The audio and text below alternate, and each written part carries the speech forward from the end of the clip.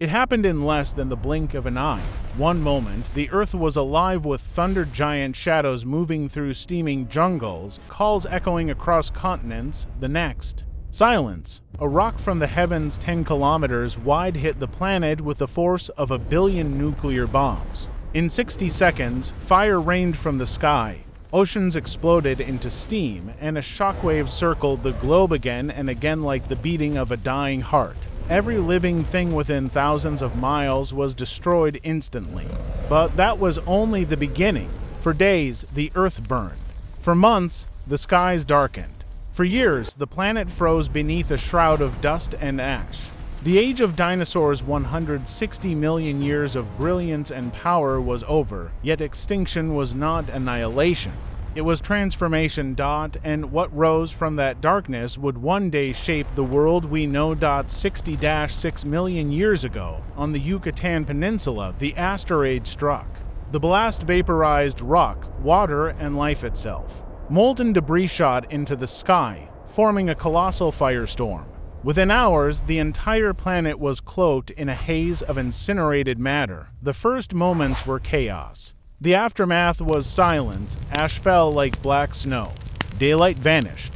The world entered a long, dreadful night. At first, temperatures soared until trees burst into flame. Then, without sunlight, the global temperature plunged. Photosynthesis stopped. Plants withered. Herbivores starved. Predators followed. The food webs of the Cretaceous fell one by one. A collapsing chain of life. A final roar. A final breath. Then the giants were gone. For tens of thousands of years, sunlight barely touched the ground. The planet became a frozen wasteland, but life refused to surrender. The survivors were not mighty or majestic. They were the quiet ones, deep underground, in muddy burrows. Tiny mammals stirred. They fed on seeds, eggs, insects, anything they could find.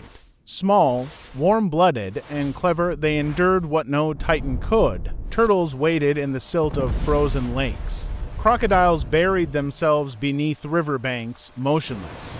Patient amphibians clung to damp refuges in the dark, and above them, a few small birds still flew. Descendants of the ancient flyers who once ruled the skies, the impact winter dragged on for decades. Then, slowly, sunlight began to return. The veil of dust lifted. The first weak rays touched a ruined planet, bare mountains, dead forests, poisoned oceans. Yet beneath the ashes, seeds slept. Ferns came first. Always ferns? They spread over the wastelands, reclaiming every blackened plain. Within centuries, the green returned, a banner of life's persistence. Insects multiplied madly across the open spaces. Amphibians hunted them. Small mammals feasted and multiplied in turn. And in that hush of rebirth, the world began anew. Without giants to cast shadows, evolution moved freely. Forests thickened. Rivers carved their beds anew. The continents reawakened. Volcanoes warmed the atmosphere. Rain returned. The earth, wounded but unbroken, began to rebuild herself. In this new world, intelligence became survival. Mammals learned to climb, to burrow, to hunt. They grew sharper senses, better memory, greater cooperation. Size no longer ruled. Adaptation did. Millions of years passed. The air grew warm again. Oceans turned blue once more. Where reptilian monarchs had stomped, nimble creatures darted. In the undergrowth, primates were born. They grasped branches with agile hands.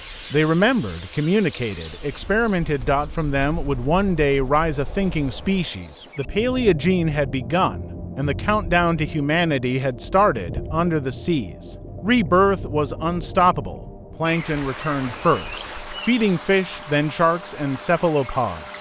Coral spread over the old bones of extinct sea reptiles. Soon the oceans shimmered with life again. Color returned to the reefs, and the heartbeat of the planet quickened 10 million years after the asteroid. The world was no longer a wasteland. Forests flourished. Rivers teemed with new species. Birds sang across every continent. The dinosaurs were gone, but their echoes filled the sky. Even the mammals carried pieces of that ancient age within their bones. Some walked the plains on sturdy legs. Some swam, giving birth to the ancestors of whales. Some prowled with saber teeth. Others grazed on endless ferns. Evolution had found freedom, and it filled every corner of the Earth. The planet's scars faded. Volcanoes quieted. The carbon from the fallen forests turned into soil that fed the rebirth. The very materials of death became the foundation of renewal, and when sunlight filtered through those newborn forests, it cast long, golden beams over a changed world. It was quieter, gentler, smaller perhaps, but full of potential. Every layer of rock records this transformation, a thin band of gray material rich with iridium left by the impact marks the border between eras. Below it, the fossils of the lost kingdom. Above it, the beginnings of what came next. The asteroid strike did not end life. It edited it. The planet erased and rewrote its story. If that rock had missed, the Earth might still belong to the dinosaurs. Mammals might have remained small and secret. There would be no primates to climb, no humans to wonder at the stars, no question ever asked of destiny. But it did not miss. Out of destruction came creation. Out of silence, songs. Extinction was the price of innovation. The fall of the dinosaurs made room for the rise of something extraordinary.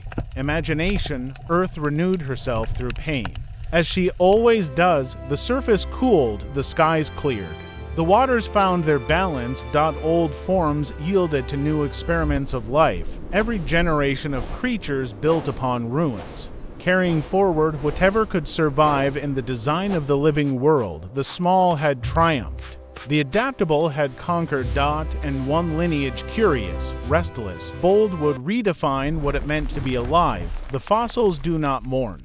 They tell us what endures. They remind us that catastrophe and creation are the twin hands of time. When a world falls, another world begins. From then until now, every bird that flies, every mammal that breathes, carries the memory of that ancient night of fire. We are descendants of survivors, heirs of endurance. 66 million years ago, darkness fell. Today, consciousness looks back and remembers. The planet will change again. Asteroids still wander. Volcanoes sleep beneath our feet. Ice waits at the poles, dreaming of movement. Life will face endings again, and still the pattern will hold. Death, rebirth, transformation. 1 second. Thunder filled the Cretaceous skies. 1 second later, silence covered the Earth, but that silence was not empty. It was the cradle of the future. From fire and ash, Earth was reborn. From humble survivors, intelligence awoke.